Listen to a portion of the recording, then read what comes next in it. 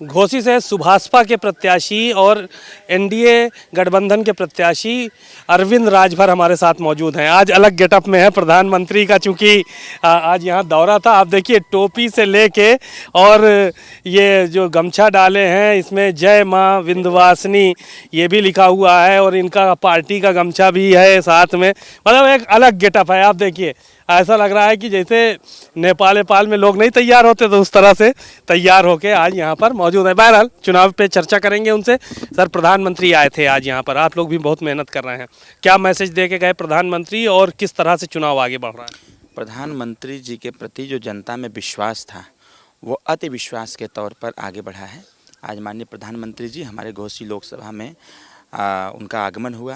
पूरी घोसी की लाखों लोगों की भीड़ ने माननीय प्रधानमंत्री जी का अभिनंदन किया, स्वागत किया और विश्वास दिलाया कि जिस प्रकार से 2014-2019 में प्रचंड बहुमत से सरकार बनाया गया था, उसी प्रकार से 2024 में भी प्रचंड बहुमत से सरकार बनाएंगे और इस बार कोई भी भूल हम लोग न करते हुए इस घोसी लोकसभा सीट को भी जीत करके माननीय प्रधानमंत्री जी के भारत के जो विकसित भारत का संकल्प 2047 का है उसको पूरा करने का काम किया जाएगा।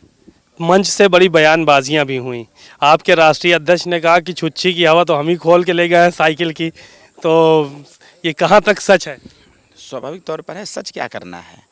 देखिए, प्रत्यक्ष को प्रमाण की आवश्यकता नहीं होती है और जनता और जनमानस में जिस प्रकार से विपक्षी पार्टियों को लेकर के एक धारणा बनी हुई है वो अच्छी प्रकार से दिख भी रहा है।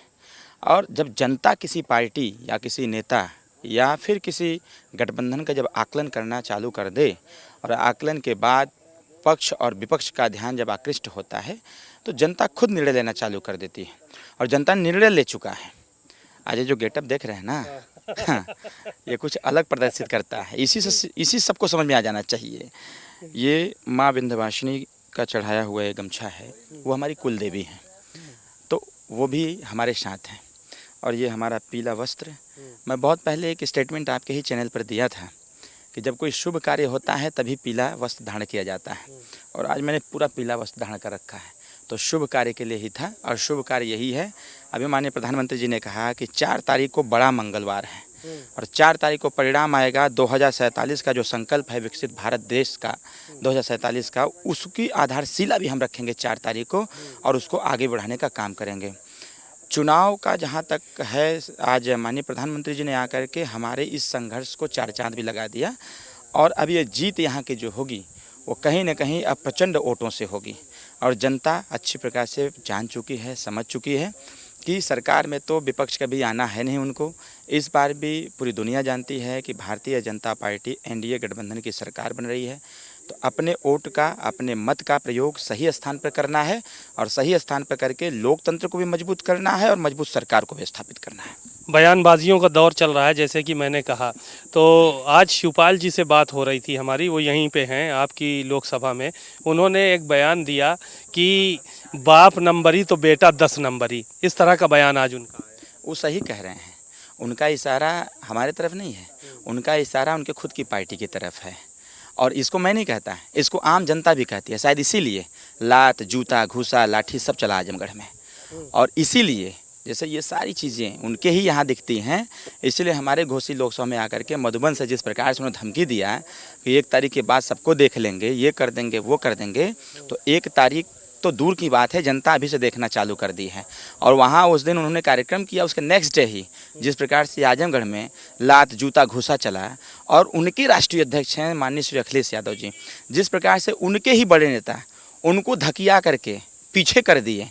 जो व्यक्ति अपने नेता को न पहचान पाता हो, अपने नेतृत्व को न पहचान पाता हो और जिन व्यक्ति को खुद धक्का दे करके राष्ट्रीय अध्यक्ष भगाता हो वरिष्ठ नेता को, ऐसी पार्टी में कभी कुछ हो सकता है क्या?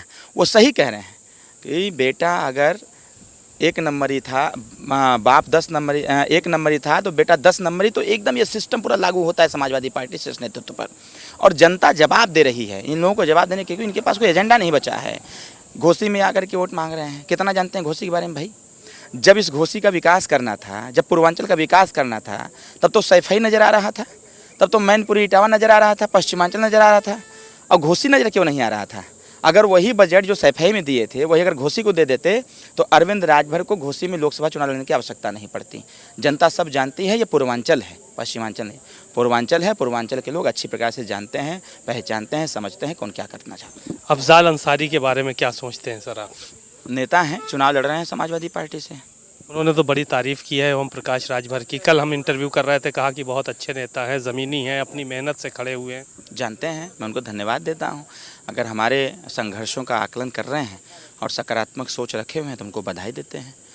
और मैं इस बात को ज़रूर कहूँगा कि स्वाभाविक तौर पर है, नेताजी संघर्षशील हैं, 52 साल से संघर्ष करके यहाँ तक आए हैं।